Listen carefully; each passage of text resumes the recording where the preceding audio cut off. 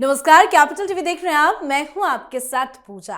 भारत में अमेरिका के नए राजदूत सर्जियो गौर ने पदभार संभालते ही ऐसा बयान दिया जिसने दुनिया की कूटनीति में साफ संदेश भेज दिया।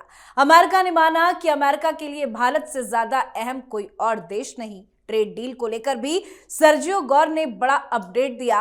उन्होंने कहा कि भारत और अमेरिका लगातार संपर्क में है, बातचीत आगे बढ़ रही है। पीएम मोदी और ट्रंप की दोस्ती को मजबूत बताया, पर दूसरी तरफ ट्रंप की दादागिरी पूरी दुनिया पर जारी है। जहां भारत के साथ रिश्तों में सम्मान और बराबरी की भाषा है, वहीं बाकी दुनिया के लिए ट्रंप का अंदाज अल्टीमेटम वाला है। ईरान में जारी व्यापक सरकार विरोधी प्रदर्शनों के बीच डोनाल्ड ट्रंप ने साफ कहा कि वाशिंगटन हालात पर बहुत गंभीरता से विचार कर रहा है और कड़े विकल्पों पर काम चल रहा है, जिसमें सैन्य हस्तक्षेप भी शामिल हो सकता है। साथ ही वेनेजुएला पर कार्रवाई के बाद अब ट्रंप की नजर सीधे ग्रीनलैंड पर है। ट्रंप ने धमकी भरे लहजे में साफ कहा कि हम ग्रीनलैंड को किसी भी कीमत पर हासिल करेंगे। उन्होंने नाटो को भी घसीटते हुए कहा कि अगर अमेरिका ने ग्रीनलैंड नहीं लिया तो रूस या चीन वहां कब्जा कर लेंगे और मैं ऐसा होने नहीं दूंगा। तो आखिर डोनाल्ड ट्रंप चाहते क्या है, आज इसी को समझेंगे। चर्चा के लिए मेरे साथ स्टूडियो में मौजूद हैं कैपिटल टीवी के editor in chief doctor Manish Kumar. Doctor साहब, बहुत बहुत स्वागत है आपका। धन्यवाद। क्या चाहते हैं डोनाल्ड ट्रंप, कुछ समझ नहीं आ रहा। देखिए, बहुत ही आसान है। डोनाल्ड ट्रंप एक राजनीतिज्ञ हैं और जो राजनीतिज्ञ होता है उसको एक कला में माहिर होनी चाहिए और वो है आर्ट ऑफ डिफ्लेक्शन। वो अमेरिका के राष्ट्रपति हैं और उनकी जो डोमेस्टिक पॉलिटिक्स है उसमें ये खतरा साफ साफ नजर आ रहा है कि अभी मिड टर्म होने वाला है, इनकी कुर्सी जा सकती है। He can be impeached. और जो इन्होंने अपनी उस मागा प्रोजेक्ट के तहत उन्होंने जो काम किया उसमें रिजल्ट मन मुताबिक नहीं आ रहा है और अभी इमीडिएटली उनकी पॉपुलैरिटी बिल्कुल जो डाउन थी 30% और उससे भी नीचे चली गई थी, तो उसको कैसे बूस्ट किया जाए।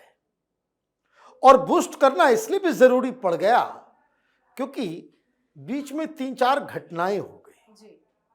एक जिसके बारे में सारी दुनिया भूल गई, एप्स्टीन फाइल्स। नाम आ गया, तस्वीरें आ गई, बवाल मचने वाला था, लोग थू थू करते। आपने क्या किया? वेनेजुएला पर अटैक कर दिया, वो सारी खबर ही खत्म हो गई। बूस्ट हो रहा है, पॉपुलैरिटी जो है बूस्ट हो रहा है कि भाई ठीक किया आपने। और वहां से कोई रिटेलिएशन नहीं हुआ, दुनिया सब चुप हो गई, इनका मन बढ़ गया।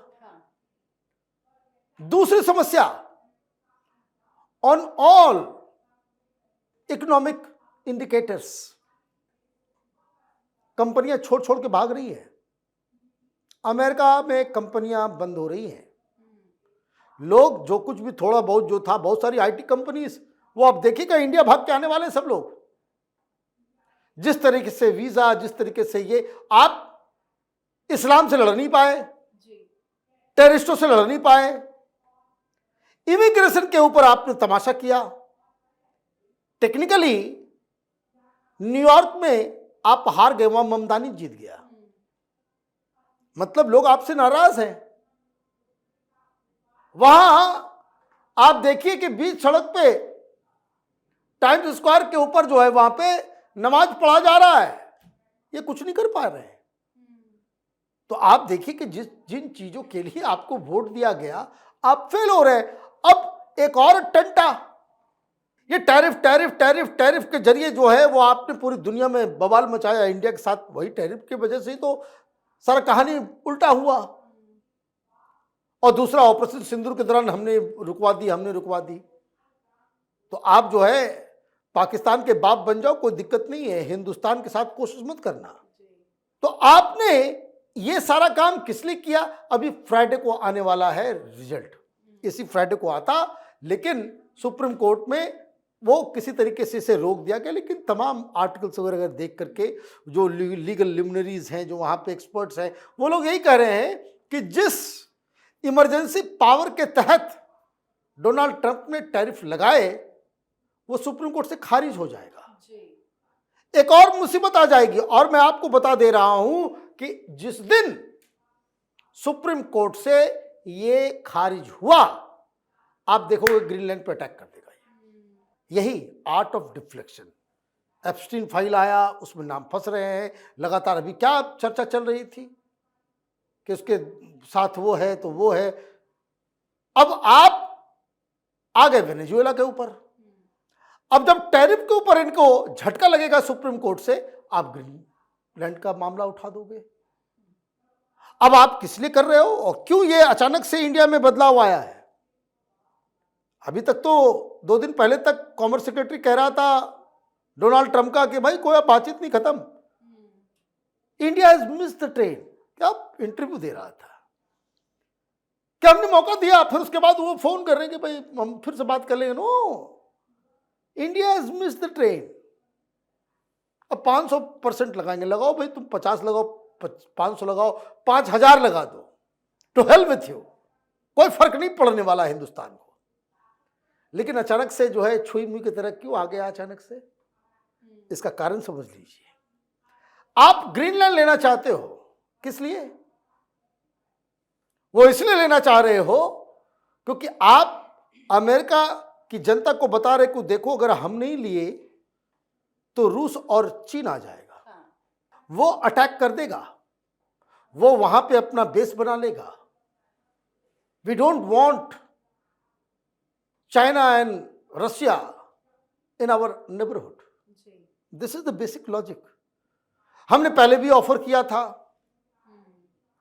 इनसे पहले 2 प्रेसिडेंट आ चुके जो खरीदना चाह रहे थे, और वहां ग्रीनलैंड में तो कह दिया गया वहां की आर्मी को कि कोई भी नजर आए पहले गोली मारना फिर बात करना, शूट एट साइट।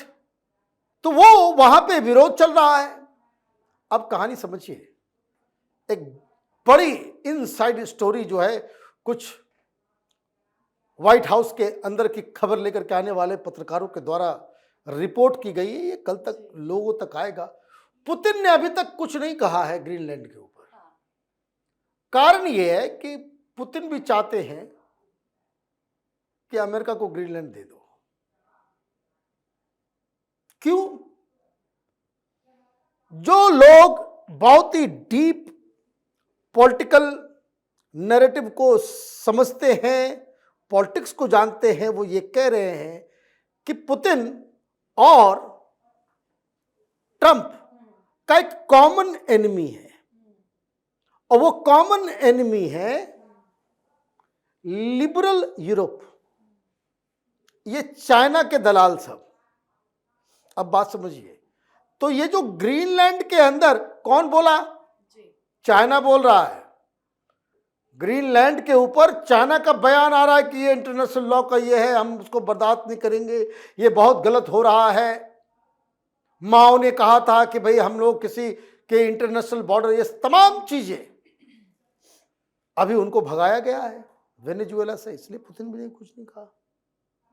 अब ईरान से भगाया जाएगा चीन को, तो चीन ने अभी भी कुछ नहीं कहा। कोई कि अगला एक तो प्लान बना हुआ है। It all depends. वो टैरिफ वाला केस हारे नहीं ट्रंप, वो आर्मी एक्शन में आ जाएगी, आर्मी एक्शन में आ जाएगी। तो आप जब ग्रीनलैंड या ईरान, आपका अगला कोई भी मूव जब होगा, it is most likely you will be fighting Chinese और you will be facing Chinese opposition, है ना? तो ये चाइनीज रेसिस्टेंस होगा, उसको तो आप फिर भेजाओगे कि भाई अब चाइना से सीधा सीधा लड़ाई है। Putin is a very good friend, अब शी जिनपिंग से लड़ाई है। अब शी जिनपिंग से लड़ाई है तो इंडिया किसके साथ है? इंडिया किसके साथ है? इंडिया को आप चीन के साथ छोड़ दोगे? तब तो आपको चीन के दुश्मनों को आपको बकायदा गुड बुक में रखना होगा। दैट्स वाई पिछले 24 घंटे में जो है अमेरिका के स्वर बदल गए। रही बात ग्रीनलैंड की, जो आपने बेसिक सवाल किया, कोई युद्ध नहीं होगा। अभी मैं देख रहा था शूट से पहले कि इंग्लैंड ने कहा है कि हम नाटो की सेना भेजेंगे वहां। लड़ लोगे क्या? नाटो की सेना भेजोगे? मेलोनी मजाक उड़ा रही है कि क्या करें, मैकडोनल्ड्स के ऊपर बम मार दें, क्या किया जाए, नाटो को तोड़ दें।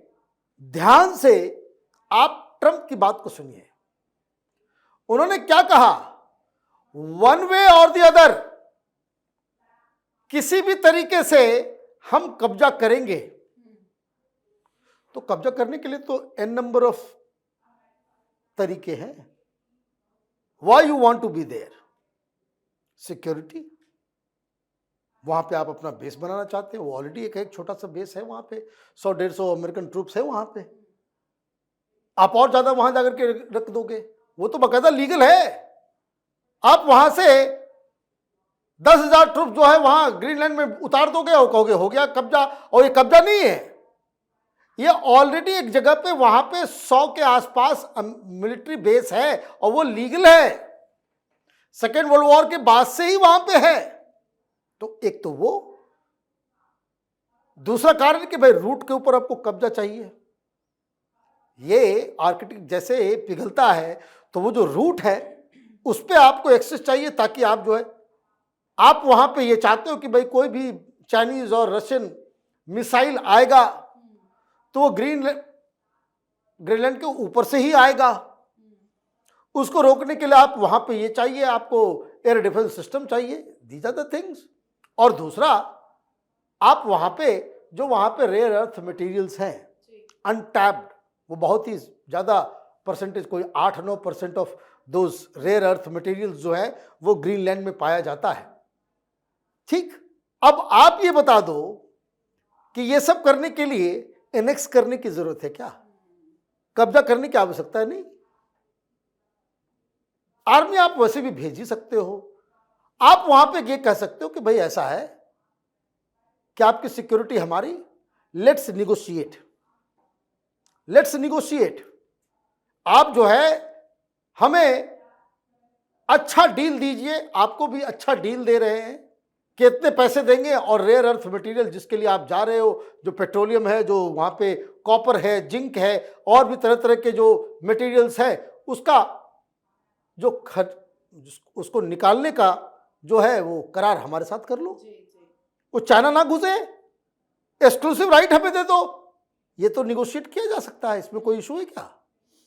या स्टेटस को मेंटेन कर लो कि चलो भाई आपने टेंडर निकाल दिया, अमेरिकन कंपनीज पहुंच जाएंगी और जो जैसे है डेनमार्क के पास है, ये है, वो सब कुछ वैसा ही रहेगा।